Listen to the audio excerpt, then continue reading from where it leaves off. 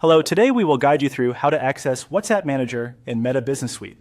To begin, open Meta Business Suite in your browser. If you are not already signed in, make sure you log into the correct account first. This is important because access to WhatsApp Manager depends on the business account and permissions connected to your Meta profile. Once you are logged in, you will be ready to navigate through the business settings. Next, from the search results or landing page, click on Meta for Business, which may also appear as Facebook for Business on some screens. This will take you into the Meta business environment where your business tools and account settings are managed. After the page loads, look to the left side of the screen. Near the bottom of that sidebar, click Settings.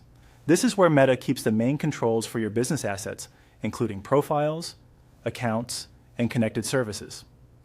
If you do not see it immediately, take a moment to scan the lower part of the menu since it is often positioned toward the bottom. Once you are in Settings, click on Profiles. This section helps you manage the business profiles and related assets associated with your account. From there, continue by selecting Accounts. This usually opens as a drop-down menu, so if it collapses or expands, that is expected. Inside the Accounts menu, click WhatsApp Accounts. This will display the WhatsApp business accounts that are linked to your Meta Business Suite. If your business has more than one account listed here, make sure you choose the correct one before moving forward. Now click on the WhatsApp account you want to open.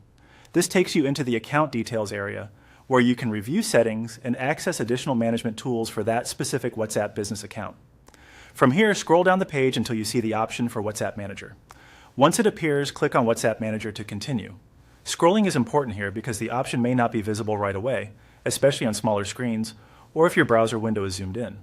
After selecting it, you are now in WhatsApp Manager. This is the area where you can manage your WhatsApp business setup, including account-related tools and information connected to that asset.